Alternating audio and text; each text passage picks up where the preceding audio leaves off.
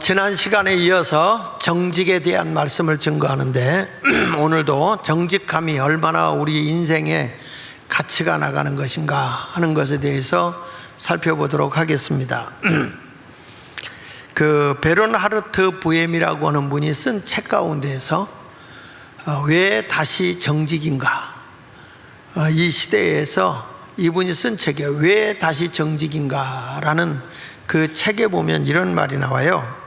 정직은 마음의 거짓이나 꾸밈이 없이 바르고 곧은 것이다. 사전에서 찾아보니까 사람의 성품, 마음이 바르고 곧음 이렇게 나와요. 근데 이 부앱이라고 하는 사람은 마음의 거짓이나 꾸밈이 없이 바르고 곧은 것이 정직이다. 그런데 왜 우리는 정직하지 못하는가? 이게 정직이라는 게 굉장히 유익한 것인데 왜 우리가 정직하지 못하느냐? 특별히 정치인들이 국민들에게 솔직하게 말하고 설득하기보다는 그 자기 잠시 위기를 모면하기 위해서 거짓말을 한다는 것입니다. 그러니까 이 부앱이라고 하는 분이 이 정직에 대해서 이런 말을 했어요. 정치인들이 정직하지 못한 것은 국민을 자신의 권력을 유지하기 위한 수단으로 보기 때문이라는 거예요. 그러니까 사람들을 속여서라도 내가 권력만 잡으면 된다. 그러니까 백성을 뭘로 보는 거야? 어리석은 자로 본다는 거예요. 지금 우리나라 정치인들이 하는 행태를 보면요, 국민을 두려워할 줄을 모릅니다. 지금 전혀. 그래서 국민을 위해서 말한다고 하는데 여러분, 저들이 말하는 게 국민을 위해서 하는 걸로 보입니까? 절대 아니에요. 자기들의 차기의 권력이나 힘을 얻어보려고 또 곤모술수를 부리고 있구나, 이런 생각이 듭니다. 그런데 이번에 한 기업인이 강연을 하면서 이런 말을 했어요. 한국은 이제 글로벌 태풍으로 들어가 있어서 새로운 전략이 필요합니다. 그러니까 한국은 세계화 속에 이제 들어가 있다 이거야, 기업인이 봤을 때는. 그런데 새로운 전략으로 우리가 나가야 되는데, 그러면 기업인들의 새로운 전략이 뭐냐 했을 때 이분이 이런 말을 했어요. 이제는 정직만이 경쟁력입니다, 이런 말을 했어요. 자, 보세요. 정치인들은 거짓과 위선, 가식으로 국민을 속여요. 그런데 기업인들은 앞으로 우리가 이러한 여러 물품의 경쟁력에서 이기려고 하면 뭐가 제일이냐라고 얘기했을 땐 정직함이라고 했어요. 정직함. 그러니까 손해를 보더라도 자기들이 의롭고 바르게 살아가는 것, 그것이 정직이라는 거잖아요. 그래서 정직한 자는 불통하는 길이 아니라 형통한 길을 걸어가는 것입니다. 지금 당장은 불편한 것 같아도 정직하게 사는 사람만이 형통하는 거예요. 그래서 위대한 정치 지도자이면서 국민을 바르게 이끌었던 성경에 나온 이스라엘의 위대한 대통령, 아니 왕, 지금도 성군으로 불려지고 있는 왕, 그 왕이 누구냐면 다윗입니다. 다윗. 그 다윗이 하나님 앞에 기도하는 게 있어요. 시편 51편 10절에 보면 하나님이여, 내 속에 정한 마음을 주십시오. 바른 마음을 주십시오. 올곧은 마음을 주십시오. 그래서 정한 마음을 창조하시고 내 안에 무슨 영을? 정직한 영을 새롭게 하소서. 지금까지 내가 위선과 가식과 허위된 것으로 살아왔다면 하나님, 이제 나에게는 정직한 영으로 나를 새롭게 해 주십시오. 그렇게 말합니다. 하나님 앞에 보여야 하는 것은, 우리가 하나님 앞에 보여줘야 하는 것은 내가 얼마나 부자가 됐느냐, 내가 어떤 권력을 가졌느냐, 내가 얼마나 큰 그런 명예를 얻었느냐 중요하지 않다는 거예요. 우리 하나님 앞에 내가 보여야 할 것은 정직함입니다. 정직함. 그래서 이 세상을 살아갈 때 지금은 경쟁력이 뭐냐라고 물어보면 정직이라고 말씀하고 있습니다. 그래서 성경은 정직한 자가 형통하는 거예요. 시대마다 이렇게 보면 그 하나님의 종들이 등장을 하는데, 예를 들면 아모스 시대 때를 보면 아모스라는 지도자는 하나님의 계시를 받아서 시대에 이루어지는 것을 가감없이 정직하게 예언을 해요. 이 나라가 이제는 불의함 때문에 망한다 얘기를 해요. 근데 그때에 그 아마샤라는 제사장이 있어요. 하나님의 성전에서 예배를 주도하고 있는 아마샤라는 그런 주의 종이 있는데, 이 주의 종은 베델이라고 하는, 지금으로 말하면 도심지에서, 아주 그 교회에는 또 누구도 나오냐면 여로보암이라고 하는 왕도 그 교회를 다녀.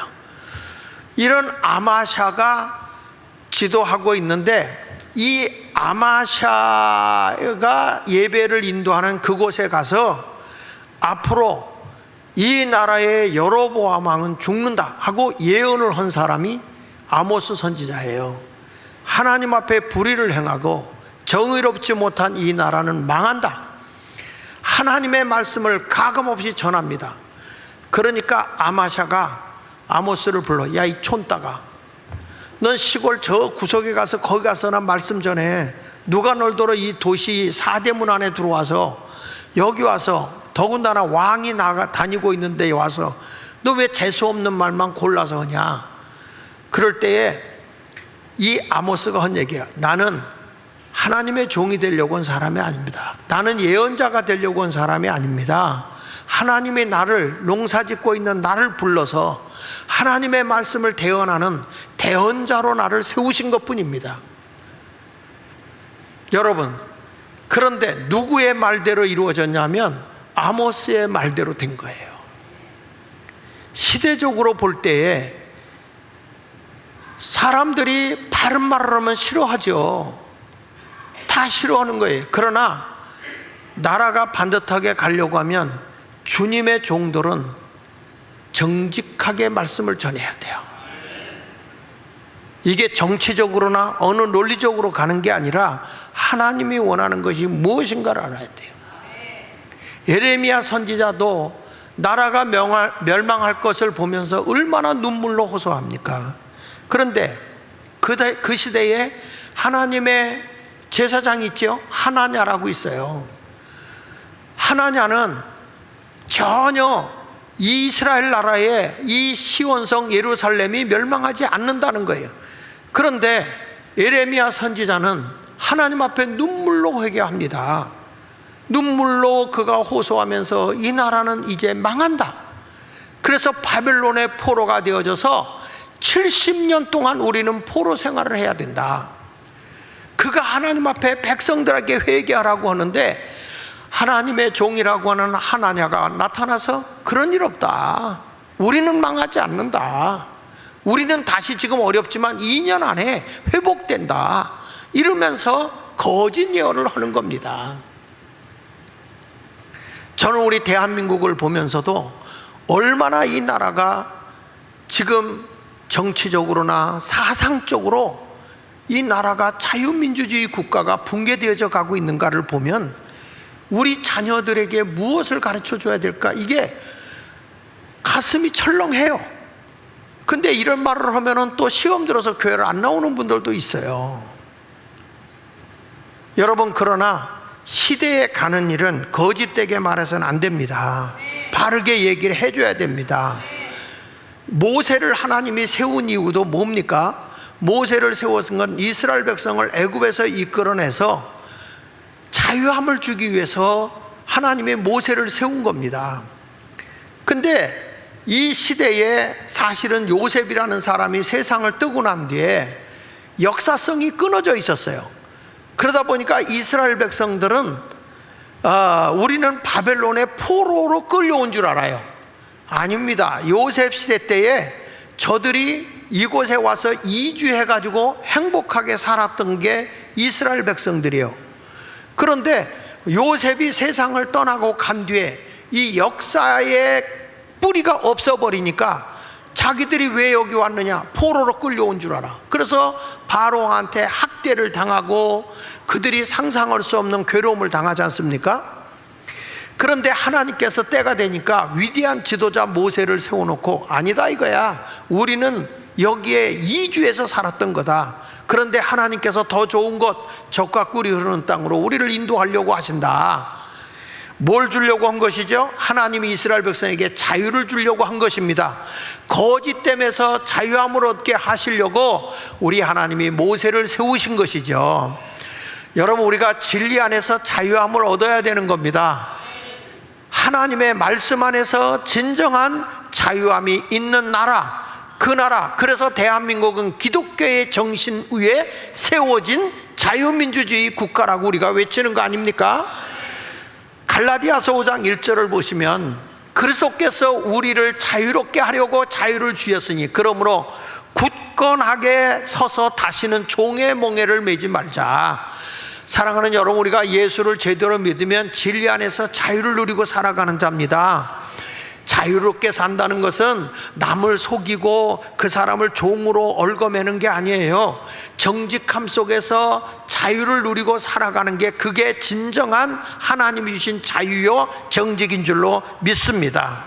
그래서 우리가 하나님이 주신 성품 가운데 회복해야 할 성품이 뭐냐? 정직함이에요. 에덴 동산에서 마귀에게 속아가지고 하나님이 선악과 따먹지 말아라, 선악과 따먹는 날에는 정령 죽는다고 얘기했어요. 반드시 죽는다고 얘기했어. 그런데 사탄이가 와서, 야, 이거 따먹어도 너 괜찮아, 오래 살고 하나님같이 너 지혜로워질 수 있어, 이런 유혹을 받는 순간에 사람의 욕심이 들어가는 거예요. 욕심이 들어가니까 선악과를 보는 순간 그 전에 전혀 느끼지 못했던 먹음직도 하고 보암직도 하고 지혜롭게 할 만큼 탐스러워 보인다고요. 그 아이들이 담배를 왜 배우느냐? 담배를 왜 배우냐 그러면 선배들이 담배를 물고 구름과자를 만든다네. 구름과자. 담배를 이렇게 가지고 혓바닥으로 이렇게 하면 과자 모양으로, 도너츠 모양으로 이렇게 폭 나간대요. 그러니까 애들이 와 신기하다 이러고 보는 순간에 너도 해봐, 너도 해봐. 그래서 그거 빨고 도너츠 만든다, 구름과자 도너츠 만든다고 하다가 배운다네. 그래서 성경은 뭐냐? 악은 모양이라도 버리라는 거예요. 창세기 3장 13절에 이런 말씀이 나와, 여호와 하나님이 여자에게 이르시되 내가 어찌하여 이렇게 했느냐 이렇게 물어봤거든요. 너 왜 선악과 따먹었냐 이거예요. 여자한테 물어봤어요. 그랬더니 여자가 이르되 뱀이 나를 꿰물어 내가 먹었습니다 이렇게 얘기를 해요. 이건 무슨 얘기냐면 남에게 책임을 전가시키는 거예요. 자기가 잘못해놓고.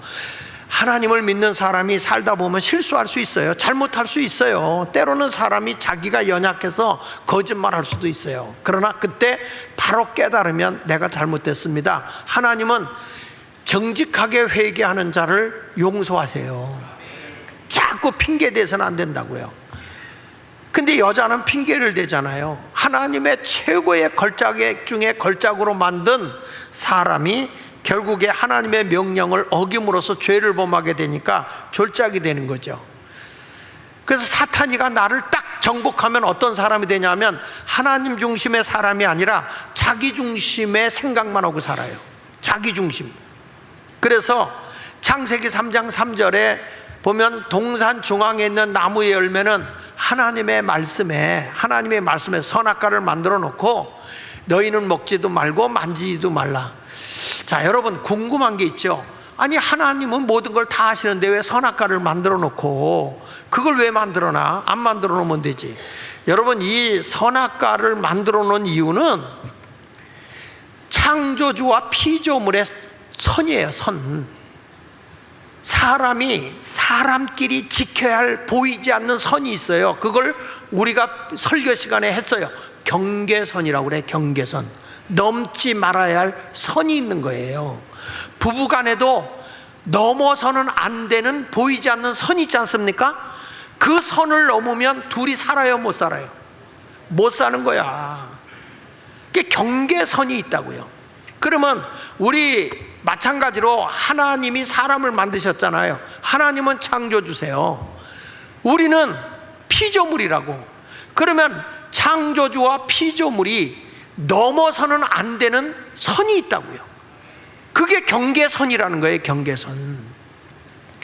아무리 부모와 자식 간에 가까워도 부모와 자식 간에 넘지 않아야 할 보이는 선이 있어요? 보이지 않는 선이 있어요? 없어요? 있는 거예요. 있는 거예요.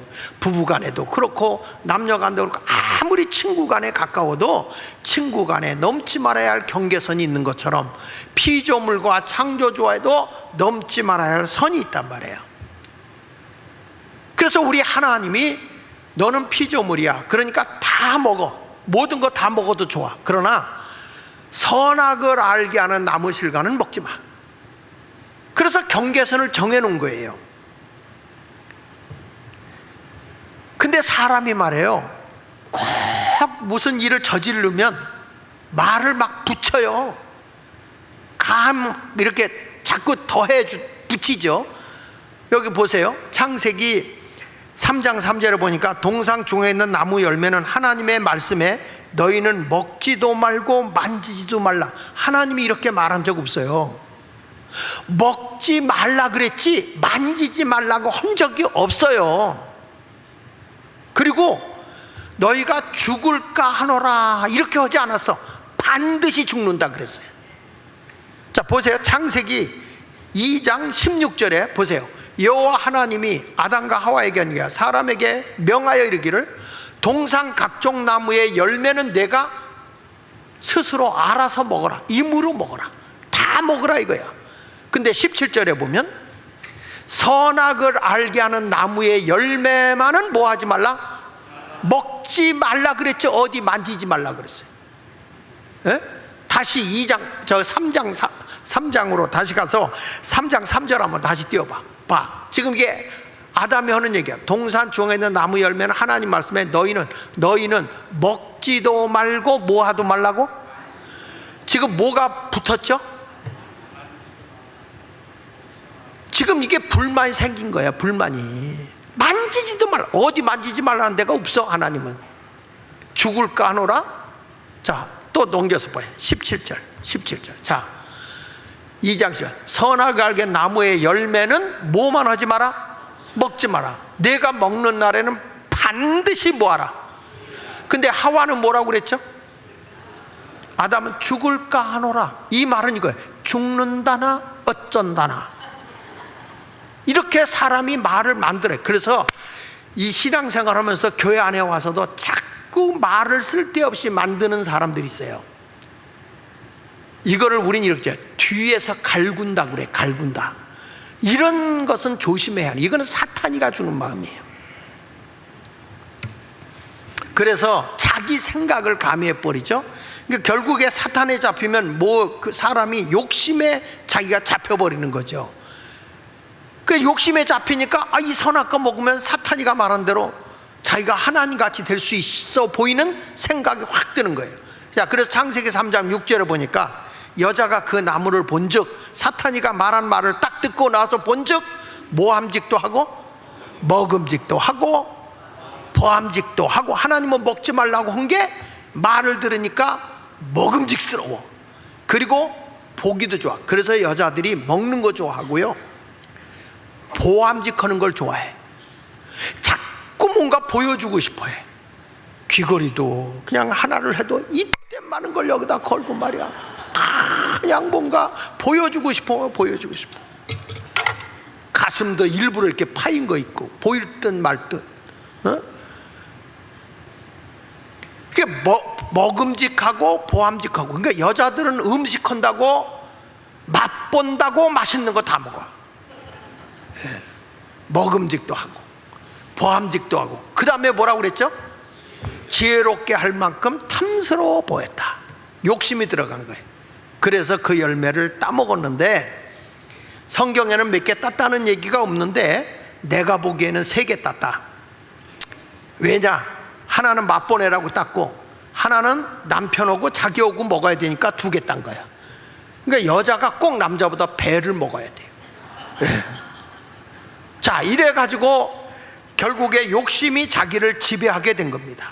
그리고 나서는 뭐냐? 하나님을 대적하는 겁니다. 여기 창세기 3장 5절에 너희가 그것을 먹는 날에는 너희 눈이 밝아져 하나님과 같이, 너 하나님과 같이 되는 거야. 하나님과 같이 되어서 선악을 알 줄 하나님이 아시기 때문에 너 못하게 한 거야. 선악과 못 먹게 한 거는 너도 하나님과 같이 전지전능할 수 있어. 그래서 못하게 한 거야. 하나님과 자기가 견주어서 이겨보려고 나가는 거죠. 이것을 우리는 교만이라고 합니다. 교만. 하나님은 겸손한 자를 찾으시거든요. 겸손이라는 것은 쉽게 설명하면 이거예요. 언제나 나보다 남을 높여주는 게 겸손이에요. 한번 따라합시다. 나보다 남을 높이는 것이 뭐라고요? 겸손이에요. 이게 쉬워요, 어려워요? 여러분, 남 높여주는 게 쉬운 것 같죠? 되게 어렵습니다. 아유, 누가 그 사람 참 훌륭하고 잘 됐어 그럼. 아니요, 그 사람 성격 더러워. 꼭 이렇게 갈고요. 어? 사람은 누가 하면 아유 그래 정말이야 정말 이렇게 해야 되는데, 사람들은 이상해. 우리나라 민족들은 특별히 널뛰기 같아가지고 올려놓고 떨어뜨려야 내가 이기는 거예요. 가지고 널뛰기 할 때 그냥 떨어뜨릴 때까지 뜁니다. 그래서 떨어뜨려 놓고 나면 이긴 거예요. 이기는 거예요. 우리 어렸을 때 놀이도 여자들이 막 고무줄 놀이를 해요. 이렇게 양쪽에 나가 고무줄 발로다가 막 하면 꼭 남자들은 가서 그걸 끊어야 기분이 좋아. 그러니까 이런 일들을 한단 말이죠. 시골에서 제가 살 때는 가다가 이 좁은 오솔길이죠. 근데 그런 데는 풀들이 많이 나잖아요. 억새풀 같은 게 나잖아요. 그럼 놓으면 그 풀을 이렇게 묶어놔요. 이렇게. 왜? 애들 올 때 딱 걸려서 자빠지라고. 그리고 우리는 콩밭 밑 속에 들어가서 숨어 있어요. 가다가 딱 자빠지면 얼마나 통쾌한지. 이러한 일들을 했다고. 그러니까 사람이라는 습성이 남이 행복하고 잘 되는 걸 좋아하는 게 아니라 남이 골탕 먹고 힘든 일이 생기면 좋아하는 것 같아요. 그러니까 누가 안 됐어 그러면은 아유 참 안 됐네 이런 말을 하는 게 아니라 내 그럴 줄 알았어. 아주 통쾌하다는 듯이 그렇게 한단 말이죠. 그래서 우리 하나님은 오늘도 너가 높아지려고 하지 말고 남을 섬기는 자가 되라. 하나님은 우리 예수님도 그랬잖아요. 누구든지 세상에서 가장 으뜸이 되고 싶은 사람이 되거든 남을 섬기는 종이 되거라. 하나님의 법칙은요, 내가 낮아져서 남을 섬길 때 큰 인물이라는 거예요. 근데 인간이 죄를 범하고 나니까 사람들이 정직하지를 못한 거예요. 그러니까 자꾸 가식적으로 나보다 저 사람이 안 되기를 바라는 것이죠. 그래서 우리 하나님은요, 외모를 보시는 분이 아니고 우리 중심을 보는 거예요. 우리 마음속에서부터 저 사람이 잘 됐으면 좋겠다, 저분이 행복했으면 좋겠다. 아멘 하다. 누가 돌아가셨나 봐. 응? 저 사람이 행복했으면 좋겠다, 저 사람이 참 모든 일이 잘 됐으면 좋겠다. 요런 마음을 갖는 걸 하나님이 좋아하십니다. 사무엘상 16장 7절에 이런 말씀이 나와요. 여호와께서 사무엘에게 이르시되 그의 용모와 키를 보지 말라. 하나님이 왕을 세우려고 하는데 이 사무엘 선지자 앞에 오는데 너무너무 외적으로 잘생긴 아들, 이세의 아들 엘리압이 오는 거야. 이야, 이런 아들이 있으니까 왕으로 세우려고 했구나. 그래서 제사장이 그때 기름불을 부어서 왕을 세우는 시대니까 왕을 세우려고 하는데 하나님께서 이렇게 말한 거예요. 내가 이미 그를 버렸다. 너는 용모와 키를 보지 마라, 외모 보지 마라. 나는 그를 이미 버렸다. 내가 보는 것은 사람하고 같지 않아. 그 뭐냐? 사람은 외모를 보지만 나 여호와는 중심을 보느니라. 하나님은요, 속 사람을 보는 거예요. 오늘도 하나님은 어떤 사람을 찾느냐, 눈이 쌍꺼풀 졌냐, 키가 크냐, 외모가 멋지냐, 이거 보는 게 아니고요, 중심을 보신다고 그랬어요. 중심. 우리의 속 사람이 정직하고 아름다우면 하나님은 그런 사람을 쓰신다는 거예요. 그래서 여러분들도 정직한 가치가 있는 사람으로 살아가시길 바랍니다. 그러면 정직이라는 게 뭐냐? 첫째로 정직은 꾸밈이 없이 순수한 거예요. 따라합시다. 꾸밈이 없이 순수해야 된다. 그러니까 여기 보세요. 아담과 하와가 죄를 범하기 전에는 벌거벗었지만 부끄러운 게 없어요. 왜냐? 하나님께서 우리 몸에 빛의 옷을 입혔으니까 전혀 부끄러움이 없었어요. 그런데 인간이 딱 죄를 범하고 나니까 부끄러움이 나타나는 거예요. 그러니까 그때부터 뭐예요? 옷을 해입는 거예요. 그래가지고 창세기 3장 7절에 보니까 이에 그들의 눈이 밝아져 자기들이 벗은 줄 알고 무화과 나무 잎으로 엮어서 치마를 만들어 입었다는 거죠. 그러니까 그대로의 생활을 하던 사람이 가리기를 시작하는 거죠. 내 몸을 가리는 거예요. 있는 모습 그대로 살던 이 사람이 이제는 자기를 감추기를 시작하는 겁니다. 사실 그렇습니다. 사람이 정직하지 못하면 자꾸 자신을 가립니다. 사람 만나는 걸 두려워합니다. 자꾸 거리를 두려고 합니다. 누구 앞에서든지 자기 자신을 솔직하게 내놓는 거 얼마나 좋아요? 순수하게. 아따, 나는 저 인천에 모교에 있어. 뭐라고 그러면은 우리 감리교회는 내가 얘기를 안 하겠어. 그게 한번 내가 한번 이렇게 들어가 봤는데, 이야, 3군데를 거쳐서 들어가야 되더구만. 얼마나 까다로운지. 약속했습니까? 그 모든 차단이, 근데 목사님 방을 들어갔는데 미로로 들어가는 것 같아. 그렇게 거쳐서 가는 게 많아. 여러분, 아무나 오라. 찬송가는 잘 불러. 아무나 오게, 아무나 오게. 그러니까 천사가 거짓말이야, 거짓말이야 그런다니까. 이게 왜 그러냐면 사람들이 자꾸 자기를 감추는 거예요. 이게 거짓과 속임인 거예요. 우리 믿는 사람은요, 다 솔직하게 내놓고 사는 거예요. 정직하게 사는 거지 뭐. 저 허물이 있으면 허물이 있는 대로 보이세요. 약점 있으면 약점 있는 대로 보이고 사는 거지. 하나님은 그런 걸 좋아한다고요. 할렐루야. 제가 전에 꽤 오래전이야. 어스틴에, 미국의 어스틴에, 이제 거기는 군사 지대거든요. 거기 부흥회를 갔어. 어스틴에. 거기 부흥회를 갔는데, 거기 이제 담임 목사님이 지금 인천 내립교회로 와 있어요. 김홍기 목사님이라고.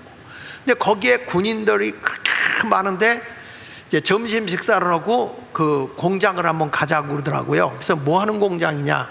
주로 이민 간 사람들이 하는 직업은 제일 많이 하는 게 세탁소예요, 세탁소. 근데 이분이 한국에서 교수까지 하던 분인데 미국에서 할 일이 마땅치 않으니까, 또 왜냐하면 아무리 뭐 영어를 잘해도 미국 애들만큼 영어를 잘 못하거든요.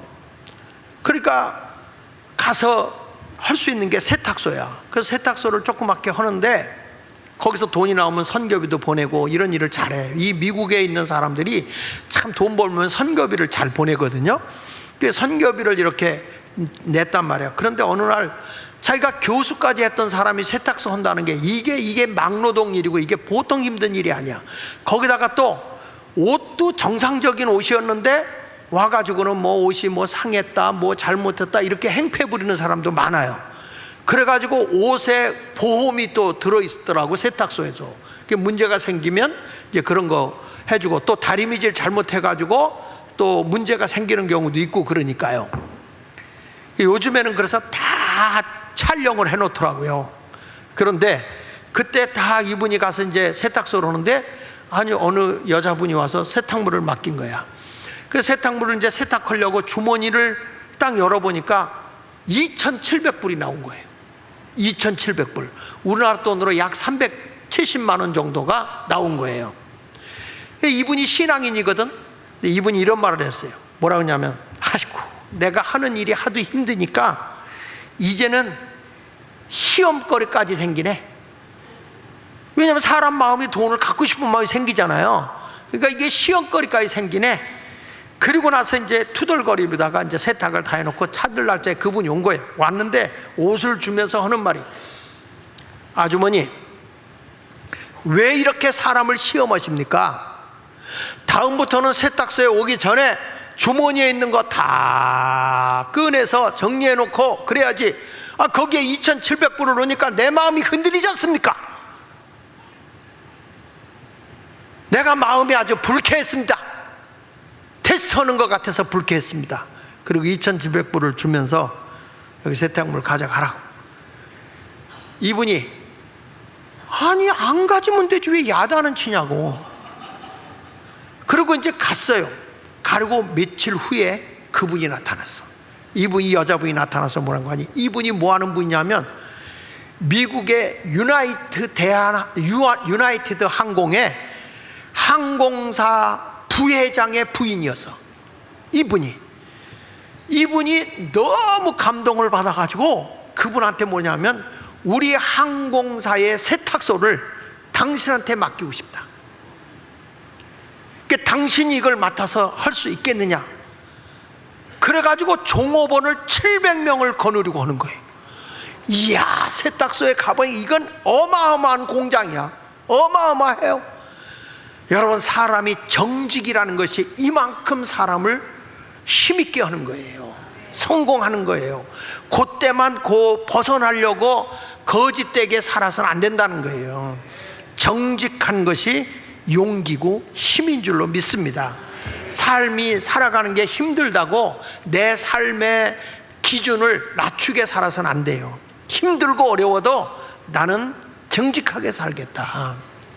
우리가 이렇게 그 인성교육에 대한 말씀을 많이 하는데 우리가 하나님 앞에서도 정직해야 되고 또 이웃 앞에서도 정직해야 되지만 내 스스로 내 자신 앞에 정직해야 된다고요.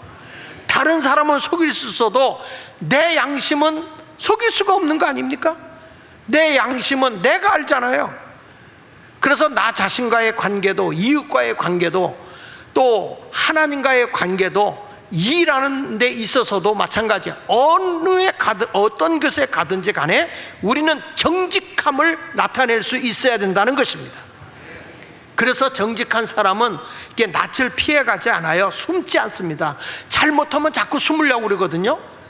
창세기 3장 8절을 보십시오. 저들이 선악과를 따먹고 나서 하나님의 음성이 들리니까 어떡하죠? 아담과 그의 아내가 여호와 하나님의 낯을 피하여 동산나무 사이에 숨었다, 이렇게 말하잖아요. 숨는 거 보세요. 잘못을 하면 숨는 겁니다. 제가 어렸을 때 교회를 가야 되는데, 교회 심리기를 가야 되는데 안 갔다고요. 그리고 아버지가 저는 헌금을 가지고 눈깔 사탕 사 먹었다고. 그런데 이걸 알게 됩니까? 어떻게 합니까? 집에 들어가기가 어려운 거야. 그러니까 아버지한테 잘못하면 어디 가서 숨었느냐? 나무 이렇게 쌓아놓는 광이 있어. 나무 광. 그 들어가서 숨어 있는데 내 어린 나이에 숨어 있을지어도 아버지는 다 알아. 사람이 죄를 범하면 자꾸 숨으려고 그래. 교회 와서도 열심히 신앙생활하고 하나님 앞에 바로 생활하는 사람은 앞에 와서도 할렐루야 목사는 이래요. 그런데 목사하고 약간 사이가 안 좋은 사람이면 목사 온다 그러면 피해요. 틀림없어요. 그래서 우리는 하나님 앞에서 정직하게, 하나님 나 여기 있습니다, 내 부족함이 있습니다, 그리고 고백할 수 있는 자가 되시기를 바랍니다. 히브리서 4장 13절에 이런 말이에요. 지으신 것도 하나도 그 앞에 나타나지 않음이 없고 우리의 결산을 받으실 이의 눈앞에 만물이 벌거벗은 것 같이 다 드러난다 그랬어요. 하나님 앞에 숨길 자는 없는 겁니다. 여러분, 다윗이 죄를 범했을 때 누구는 알고 있으냐? 나단 선지자는 알잖아. 그러니까 나단 선지자가 가서 그의 죄를 그대로 책망을 하잖아요. 근데 다른 사람 같으면은 거짓말을 한 건데 아무도 모르거든. 자기만 알고 있거든요. 그런데 자기만 아는 것을 영이신 하나님이 알고 있는 거야. 나단 선지자가 그걸 책망을 하니까 그 자리에서 다윗은 평생을 회개하잖아요. 이게 정직함이에요. 다윗이 완벽해서 하나님 마음에 합한 자가 아니라 자기의 부족함이 드러났을 땐 하나님 앞에 그대로 자신을 드러낸단 말이에요. 오늘도 여러분, 나 자신의 삶 속에서도 자신을 감추려고 하지 말고 그냥 솔직하게 하세요. 솔직하게. 우리 목사님 이렇다더라. 나 원래 그런 사람이라고. 내 그렇다고. 시편 139편 1절에도 여호와여 주께서 나를 살펴보셨으므로 나를 아시나이다. 그렇습니다. 아무리 내가 감추려고 해도 하나님은 나를 너무 잘 아세요. 숨길 필요가 뭐 있어요. 당당하게 살면 되지. 내가요 하나님을 피해도 하나님은 어디든지 계시다고 그랬어요. 성경 시편 139편 7절에도 보십시오. 거기 보면 내가 주의 영을 떠나 어디로 가며 주의 앞에서 어디로 피하리까? 내가 하늘에 올라갈지라도 거기 계시며. 여러분, 내가 비행기 타고 높은 데 올라가도 하나님 거기 계셔. 우주선을 타고 우주선 밖에 대기권 밖으로 가도 하나님은 거기 계세요. 그래서 우리 하나님을 무소부지하시다 그랬어. 어느 곳이든 다 계신 분이야. 영이시기 때문에. 할렐루야. 그 보세요. 하늘에 올라갈지라도 거기 계시며 스월에 내 자리를 펼쳐. 스월이 뭐냐? 무덤이요, 무덤. 땅속 무덤. 무덤에 내 자리를 펴도 그 속에도 거기 계시고, 그 다음에 내가 새벽 날개를 치며 바다 끝에 가서 거주하죠. 바다 끝 저 섬에 가서 거해도 하나님이 거기 계시고, 거기서도 주의 손으로 나를 인도하시며 주의 오른손이 나를 붙드신다 그랬습니다. 그러니까 우리가 하나님 앞에서는요, 숨길 게 없어요. 그러니까 순수하게 자신을 드러낼 수 있는 자가 되시기를 주 예수 이름으로 축원합니다. 따라합시다. 진실하고 순수하게 살자. 그리고 마지막이면서 정직한 삶은요, 핑계하지 않는 삶이야. 자꾸 누구 때문에 그러지 마라. 아담이 선악과를 따먹었단 말이야. 근데 자기가 따먹은 건 아니야. 아내가 땄죠. 아내가 따서 당신 먹어봐. 그래서 먹은 거죠. 그런데 선악과를 따먹었으니까 누가 널 들어 선악과를 따먹으라고 그랬냐 했을 때, 내가 확인하지 않고 먹은 내가 죄인입니다. 나의 잘못입니다. 이래야 될 거 아니야? 사람이요, 코너에 몰리면 꼭 남을 물고 들어가요. 자, 보세요.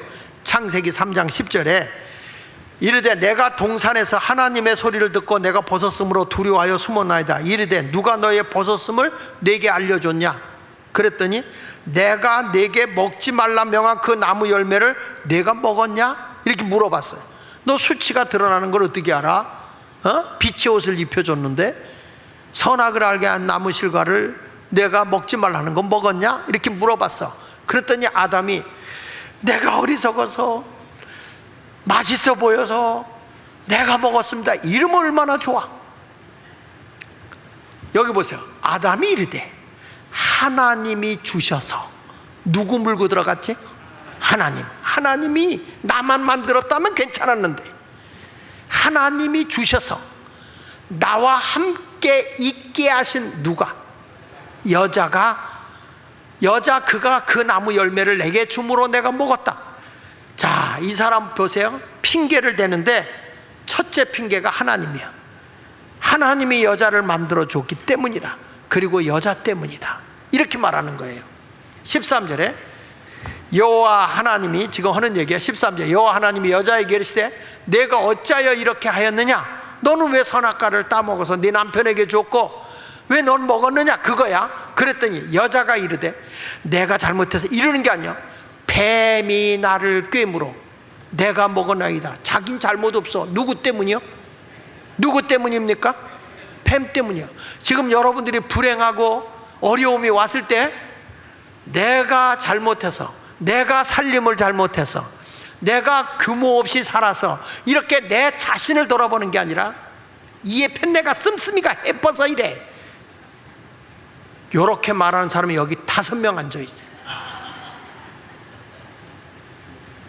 내가 직장에 갔는데 그놈이 말이야 나에게 말을 그럴듯하게 해가지고 내가 그놈에게 속았단 말이야. 그래가지고 다 나는 괜찮아. 나는 괜찮은데 그놈 때문에 아니면 그 여자 때문에 내가 안 됐다. 이렇게 핑계를 대는 거죠. 그래서 그 나무 열매를 내가 줌으로 내가 먹었다. 여호와 하나님이 여자에게 이르되 내가 어찌 이렇게 했어? 그랬더니 뱀이 나를 꿰물어 내가 먹었습니다. 뱀 때문이다. 이렇게 핑계대는 거예요. 정직하지 못한 사람의 특징이 책임 전가와 핑계예요. 한번 따라해봐요. 책임 전가와 핑계를 댄다. 이게 정직하지 못한 거예요. 내가 일을 졌으면 책임도 내가 져라 이거예요. 누구 때문에 하지 말고 내가 책임을 지면 된다 이거예요. 아담과 하와가 다 책임 전가를 하나님, 하와, 뱀 이렇게 전가를 시키잖아요. 나는 그렇게 하려고 하지 않았는데 이렇게 됐다. 이런 얘기 있잖아요. 교도소에 장기 복역수가 있었어요. 근데 너 왜 여기 들어왔냐 그랬더니 나 잘못한 거 없는데 들어왔다 이거야. 아니 잘못 없는데 어떻게 여기 왔냐 했더니 나중에 정가를 보니까 동네 소도둑이야. 소도둑 놈이야. 근데 왜 당신이 소를 훔쳐가서 여기 왔다는데 왜 그러냐. 그런 소리 하지 말라고. 길을 지나가는데 새끼줄이 놓여 있더라. 그래서 내가 새끼줄을 주워서 그냥 갔다. 근데 소가 따라왔다. 여러분, 다 자기 합리화를 시키는 거예요. 징역을 10년을 받으면서도 자기는 황소를 훔친 적이 없대. 떨어진 새끼줄을 붙들고 갔을 뿐이라는 거예요. 이렇게 사람들이 자기를 합리화시킨다는 거예요. 내가 잘못했을 때 내 때문입니다 이렇게 해야죠. 그래서 정직한 사람은요 절대로 남을 원망하지 않습니다. 내가 벗었으므로 두려워하여 숨었습니다. 내 잘못입니다. 내가 잘못돼서 이렇게 됐습니다. 이렇게 살아야 되는 거예요. 마틴 루터가 그런 얘기를 했어요. 죄란 진눈깨비 같아서 굴릴수록 더 커진다. 여러분 눈싸움 해보셨죠? 처음에 이렇게 눈을 얼음덩어리 같이 쫙 단단하게 한 다음에 굴리면 점점 커져요. 근데 손실이 없다고 대강 이렇게 해가지고 굴리면 커졌을 때 압력에 의해서 이게 깨져버리거든요. 근데 꽁꽁 눌러가지고 이걸 얼음덩어리 같이 해가지고 다져진 다음에 굴리면 이게 아무리 커져도 압력을 가해줘도 깨지지를 않습니다. 그러니까 여기서 루터도 그런 얘기예요. 죄라는 것은 진눈깨비 같아서 이걸 자꾸 굴릴수록 더 크게 되기 마련이고, 핑계라는 보자기로 싸다 보니 더 큰 거짓과 죄에 휘말리게 된다는 거예요. 자꾸 자기 죄를 합리화시키고 그걸 이렇게 싼다는 거죠.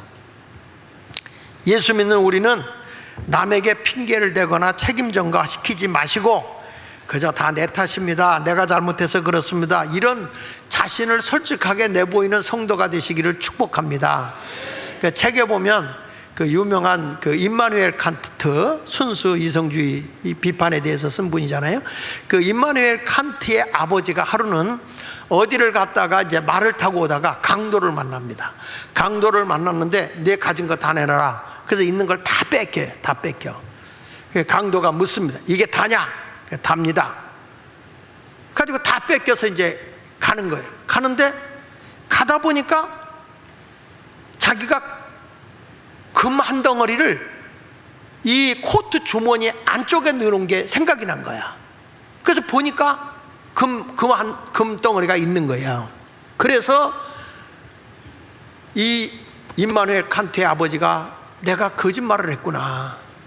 그래가지고 그 강도들에게 돌아가서 제가 사실은 미처 생각을 못했습니다. 이게 전부냐라고 했을 때 내가 전부라고 했는데 보니까 내 코트 안주머니에 금 한 덩어리가 있었습니다. 내가 이렇게 거짓말을 한 거에 대해서 죄송하게 생각합니다. 자, 여기 금 있습니다. 이제 답니다. 이제 전부입니다. 내가 거짓말한 거에 대해서 죄송하게 생각합니다. 이 강도들이 세상에 이런 일은 없다는 거예요. 이게 보통 사람이면 이렇게 못한다 이거예요. 이걸 받았다가 난리 날 것 같더라는 거예요. 그래서 뺏었던 거 도로 다 돌려줬다는 겁니다. 여러분, 이게 뭔지 아세요? 정직이 힘이다 이거야. 정직함이 그렇게 무서운 것이다 이거야. 뭐 바보 같다고? 여러분, 내가 거짓말하고 속이면 그때의 손해를 내가 볼 것 같아서 거짓말하고 피해갈지 모르지만 정직함 때문에 내가 손해본다고 한다면 손해보라 이거야. 그거는 하나님이 보상해주고 더 위대하게 해줄 것을 분명히 믿습니다. 현대인들은 그럽니다. 정직하게 사는 사람은 바보 같다고. 아닙니다. 가장 강한 힘이 정직함입니다. 어려서 아이들한테도 다 가르쳐야 돼. 우리 대한민국이 이 근현대사의 뿌리가 끊어져 버리니까 정치하는 사람들도 다 거짓된 거예요. 백성을 위한다고 하면서 국민을 위해서 한다고 하지만 아니잖아요. 국민을 두려워하지 않는다는 거예요. 그래서 우리가 정직한 사람이 되고 내가 말을 하려고 할 때는 세 가지를 꼭 기억하라는 거예요. 내가 정직하게 저 사람을 대하려고 할 때 세 가지를 기억하라. 첫째, 꼭 말해야만 하는 것인지. 한번 읽어봅시다. 시작. 이것이 꼭 말해야 하는 사항인가? 정직하게 할 때 이거는 꼭 내가 말해줘야 할 사항인가? 이걸 첫 번째 생각하라. 두 번째 가서 내가 말하는 의도가 상대방을 돕기 위한 것인지 아니면 상처를 주기 위함인가? 이걸 생각하고 말해라. 따라해보세요. 돕기 위함인가? 상처 주기 위함인가? 요걸 생각하고 말을 하라는 거예요. 그러면 사람이 거짓말을 안 하죠. 세 번째 가서는 나는 이 사람에게 진실하게 대해도 충분히 받아들일 수 있을 만큼 내가 진실하게 정직하게 이런 말을 해줘도 과연 그 사람이 이 말을 받아들일 수 있을 만큼 나와 저 사람은 신뢰가 있는가? 그리고 애정이 있는가? 여러분, 사람이 어떤 말을 이렇게 해줘, 정직한 말을 해요. 그러면은 신뢰가 있고 애정이 있으면요, 아 그래 고맙다, 내가 그렇게 고칠게, 이런 말이 드는데 너나 잘하세요, 이 사람의 말을 신뢰하지 않으니까 안 받아들이는 거예요. 제 친구 목사들이 있어요. 신학교 다닐 때부터, 신학교 처음 만나면서부터 했고, 그리고 우리 친구 목사님들 결혼할 때 제가 문제들이 있어요. 서로 이렇게 중매도 하고 이렇게 했던 친구들인데, 이 친구들은요 어떤 얘기를 해줘도 다 받아들여요. 나도 그 친구들이 얘기할 때는 땡큐 하고 베리마치예요. 매우 고마워요.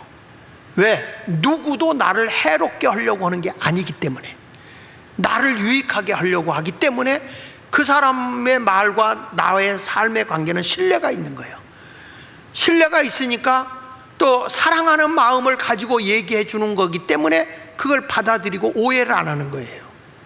오늘 여러분 모두가 정직한 삶을 살아가십시오. 정직한 삶을. 정직하게 살면 여러분이 어느 곳에 가도 사람이 인정합니다. 인정하고 그 정직하게 하는 사람을 존경하게 돼 있어요. 그러면 그 사람은 어느 곳에 가든지 영향력을 행사할 수 있는 거예요. 이제부터 여러분이 큰 일을 하고 지도력 있는 사람이 되려고 하면 거짓말해서는 안 돼요. 우리 아이들도요, 어린 아이들도 마찬가지야. 어린 애기들도 진실하고 정직하게 얘들이 살면 얘들이 이 다음에 지도자도 되고 영향력 있는 사람이 되지만, 자꾸 부모 앞에 와서 거짓말하거나 정직하지 못한 행동을 하게 되면 부모도 걔를 신뢰하지 않아요. 그러면 얘는 사회에 가서 어떤 영향력을 미치겠습니까? 어떤 일을 하겠습니까? 오늘 말씀이 에덴 동산에서 잘못한 것이 잘못이 아니라 거짓됨, 핑계, 위선, 이런 것들이 잘못이다 이거예요. 우리가 죄인된 게 잘못이 아니라 죄인됨을 솔직하게 고백하지 못하는 것이 죄다 이거예요. 우리 모두 정직한 삶을 통해서 하나님 앞에 영광이 되는 삶을 살아가는 성도가 되시기를 예수 이름으로 축원을 드립니다. 우리 찬송가 463장을 부르겠는데요, 신자 되기 원합니다. 진심으로, 진심으로. 정말 예수 믿는 자라고 한다면 내 마음에 진심이 통해야 돼. 정직해야 돼. 하나님 앞에 거룩해야 돼. 그리고 예수님을 닮아야 돼요. 그런 아름다운 마음을 달라고 우리가 고백하면서 이 찬송을 부르도록 하겠습니다.